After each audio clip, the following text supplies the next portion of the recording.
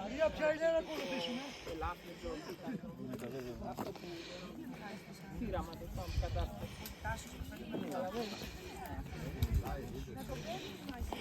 Αλλά αυτό που είπε η Μαρία δεν ισχύει.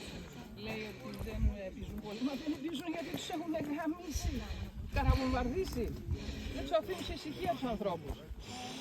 Γιατί θέλουν να περάσουν όλα αυτά τα χημικά και όλα αυτά τα φάρμακα. Δηλαδή η πρώτη αυτή θα ήταν κάποιος να στηρίξει τον άνθρωπο. Σε αυτή τη δύσκολη στιγμή που περνάει, καταλαβες.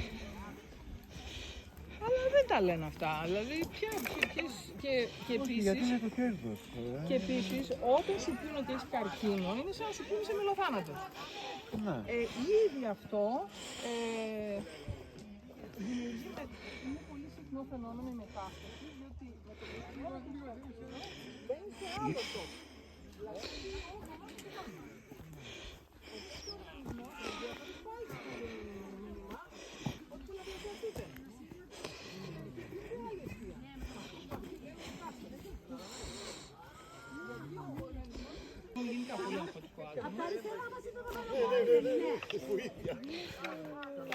Έλα, δεξιά.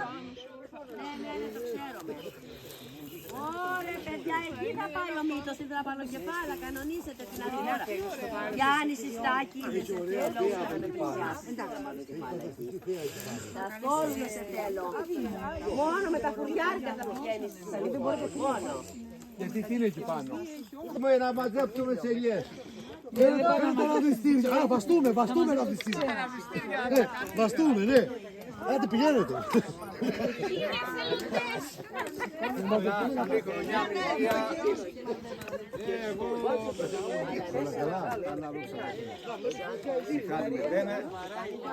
Δεν πάει όλο γυναίκες είναι και όλες ψάχνουν εδώ, καταλαβαίνετε. Πατήρι μου κουμπάνε, Να σου πω, το ψυχικό είσαι εσύ. να έχεις 5-6 ραβδιά. Τι να βγαρτήσεις μέχρι το μεσημέρι. Α, μπράβο, ωραίο!